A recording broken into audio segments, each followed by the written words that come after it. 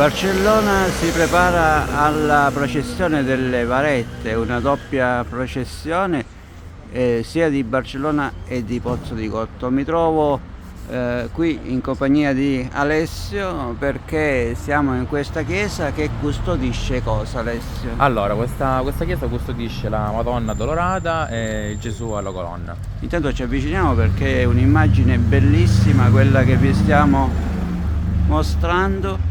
È in fase di preparazione, giusto Alessio? Sì, diciamo, la prima parte è finita, domani mattina ci sarà da fare il Gesù alla colonna ed è tutto fatto, insomma, diciamo. Ecco, parliamo un po' dell'addobbo, perché tu ti sei occupato, diciamo, della parte floreale, no? Sì, sì, io da qualche anno ormai mi occupo dell'addobbo floreale, aiutato dai membri della confraternita, poiché la chiesa è patrocinata dalla confraternita Anime del Purgatorio e da un po' di anni, insomma, ci impegniamo a tenere la chiesa aperta al culto, con messe, appuntamenti vari e ovviamente ci occupiamo anche della processione del Venerdì Santo. Avviciniamoci un po' per vedere da vicino tutti questi fiori, anche la statua chiaramente che domani sarà completata, no? Ci mettiamo un po' davanti. Certo, certo. Vediamo un po' di descrivere cos'è quella pianta che vediamo accanto. Allora, quella è una pianta, è una composizione poiché sono dei rami di alberi con sopra questa pianta proprio nostra del territorio, che è una pianta spontanea che si chiama scabbiosa. Cresce a ridosso delle scogliere, solitamente ha un colore violaceo, una volta che sfiorisce acquista, diciamo, questo tono chiaro con questa forma sferica. Le sfere tornano poiché tutta la vara viene adornata con 8 sfere interamente ricoperti di garofani bianchi. È, diciamo, tradizione che l'unico colore, diciamo, floreale sia il bianco, da sempre è stato così, e anche il garofano è un fiore simbolico che ritorna di anno in anno. Alessio, quanti fiori sono stati impiegati per costruire questo addobbo? Ci sono 1200 garofani più credo, adesso non ricordo, ma circa un 150 di Singapore, che sono questi fiori che assomigliano molto all'orchidea sulla parte bassa. Ecco, questo qua è il Singapore, mentre questi sembrano quasi riconoscibili, ma sono tutti Tutti garofani bianchi. Sì, sì, sì. Questa è una chiesa bellissima e ricca di Stucchi. di Sì, stucchi, sì, di sì. bassi rilievi. E qui abbiamo anche un'altra varetta, no? Sì, abbiamo il Gesù alla colonna. Diciamo, la statua della Dorata è dell'800. Questo non abbiamo fonti certe, però più o meno il periodo è quello. Sono entrambe in cartapesta, con appunto degli elementi in stoffa ricamati a mano e a filo d'oro, con alcune pietre preziose.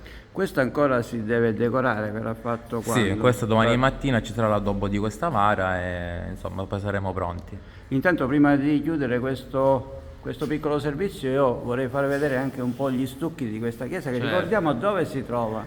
Si trova esattamente accanto alla chiesa di San Vito, quindi a Pozzo di Gotto.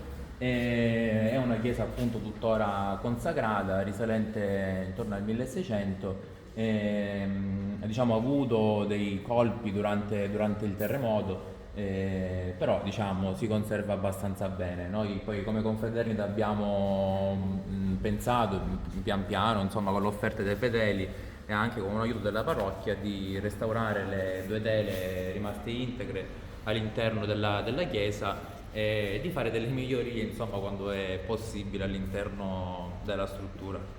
Alessio, tu sicuramente fai parte giustamente dell'organizzazione. A che ora sarà, possiamo dare l'appuntamento per domani? Allora, domani, diciamo, la chiesa, questa qui, rimarrà praticamente tutto il giorno aperta, poi come ogni anno, come consuetudine, si attende la vara dei Cappuccini, che è Gesù a Cascata, e da lì poi ci si incoda e si va verso Santa Maria. A Santa Maria l'incontro dovrebbe essere alle 6 o alle 6 e mezza, adesso non ricordo, e da qui intorno alle 5, 5 e mezza, una volta che arriva la banda, accompagnerà i 2 simulacri verso il Duomo di Santa Maria. Ecco, l'anno scorso il famoso incontro sul Ponte Lungano non c'è stato per motivi di pandemia. Quest'anno è previsto? Abbiamo 2 orari di uscita differenti, si spera che questo possa far sì che le 2 processioni si incontrino insomma, come si usava prima. Completando il discorso dell'addobbo floreale, qui vediamo anche degli elementi che tu hai messo per arricchire un po', no? Sì, questa è una corona di spine d'argento del 1600 che solitamente viene indossata dal crocifisso che abbiamo sempre qui in chiesa. Diciamo, una curiosità abbastanza importante è che il crocifisso custodito qui è il crocifisso che precedentemente usciva per il Venerdì Santo. Quello che vediamo oggi a Pozzo di Gotto è altrettanto antico, ma è una copia sul modello di questo che viene custodito qui.